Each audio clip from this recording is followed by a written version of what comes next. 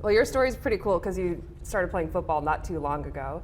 Can you take me back to when you first got into being a specialist and how it all matriculated to get to where you are today? Yeah, it would have been about 5 years ago I started punting or so. It's funny, I used to go to an oval. I bought one NFL football off the internet, and I used to walk about 35 minutes up to like a local oval or field, whatever you want to call it, and I'd kick it as far as I could, walk over and get it, bring it back, kick it again. So yeah, that was probably 5-6 years ago, and then I joined a program in Australia called Pro Kick Australia, which basically helps guys transition from Australian football, which involves a lot of punting the ball around, and then to American football. So I started that about 5 years ago. Then attended the University of Iowa, had a great 4 years there, and I was fortunate enough to be drafted here in April. So yeah, it's a pretty whirlwind experience, but it's really pushed me as a person, not so much as a player as well.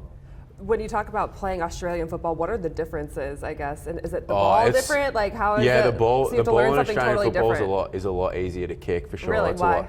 Because it's bigger, sweet spot's a lot bigger. But it's also one of those things that it's just a completely different game in general. And it would take me a while to explain, but I think the easiest thing to do is for people just to go on YouTube and search it up. So how did you know, or when did you know, like, okay, well, like I might be pretty good at this thing? It was probably my first year at Iowa.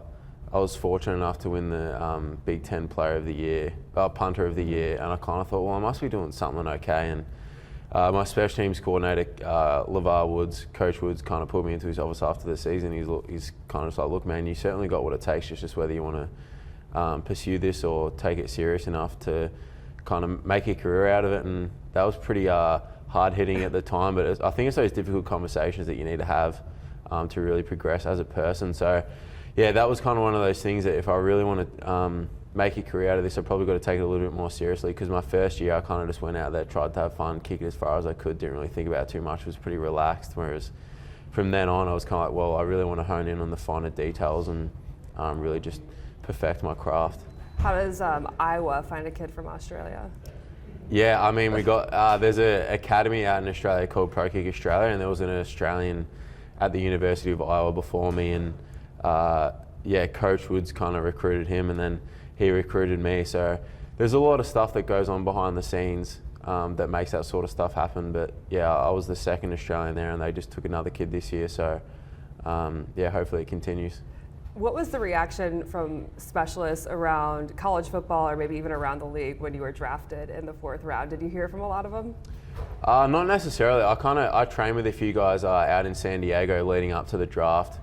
More specifically, Jack Fox, who we're playing this week, and AJ Cole were out there, and they kind of just, it's really one of those things where we create an environment to push one another, and they really pushed me and kind of showed me that this is kind of what it takes. And they always said you've kind of got what it takes, but it's really one of those things you don't really know where you're going to be going until it happens. But yeah, it was pretty exciting call on draft day for sure. 5 years flies by. Yes, it does for sure.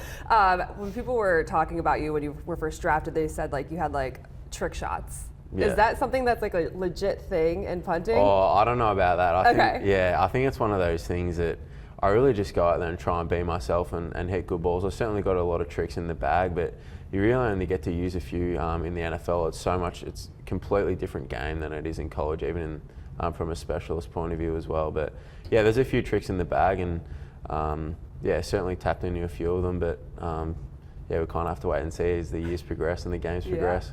I heard Ryan Poles talking on a podcast that you guys had approached him about some technology equipment. Oh, yes. What was how does that play into what you do on the field, and what was that technology? Yeah, so TrackMan, well, first and foremost, a big thanks to Ryan and Kevin Warren and all the ownership for making that happen, because it's not just one of those things you can just go down to your local Target and buy for cheap. So yeah, it's one of those things, it's almost, they use it in golf quite a lot. So I think in golf it kind of measures like spin rate, ball speed, all those things, and all those golfers are kind of like little nerds, and I feel like our specialists are a bit like that too. So it really just measures, I think, from a punting standpoint, like ball speed, launch angle, like hang time, distance, but it's more so just the instant feedback that you receive, and that's helped us a lot. And then from a kicker's perspective, I know Kyra really enjoys it, so we're really appreciative of that, and I feel like it's elevated our game a lot too. It's interesting to see how technology changes, along with the analytics and all of that. Yeah. It changes the game in so many ways. Yeah, I think sometimes they complicate this game a little too much, from Just go out more there so and from kick an it. outsider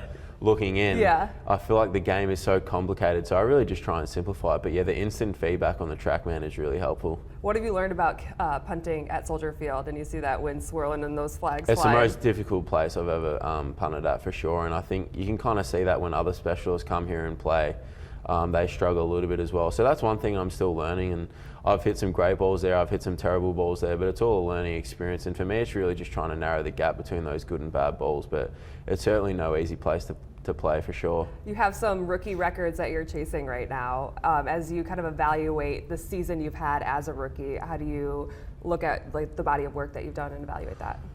Yeah, I think like in any position and being any football player, there's certainly the ups and downs of being a football player. And I think it's one of those things, I didn't start the season off the way I wanted to. We kind of hit a little patch in the middle there where I was hitting balls I wanted to, and then again, not the way I wanted to. But I feel like the last few weeks I've been hitting the ball the way I want to. So I really just got to continue that these last few games. But I think overall, haven't lived up to my own expectations that I set for myself.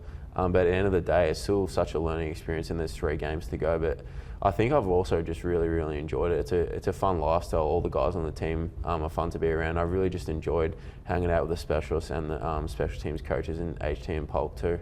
And I know you're excited to come to Chicago, not too far from Iowa. Yeah. What have you enjoyed about this city and living Just here? how diehard fans are, you know what I mean? You like that? Yeah, I absolutely love it. And you can see how much it means to little kids as well. And I think even what helps me on away games is when you kind of just like walking around the field and you see like a dad with his little son or something like that, and you don't know anyone's personal story, but you never really know that, you know, that dad may have been saving up for such a long period of time just to be able to take his son to a football game. So that's one thing that I really appreciate about the Chicago fans as well. And it's one of those things you never really want to let people down, but Chicago fans, I mean, there's really no big college football team in Illinois or anything like that. I take offense to that.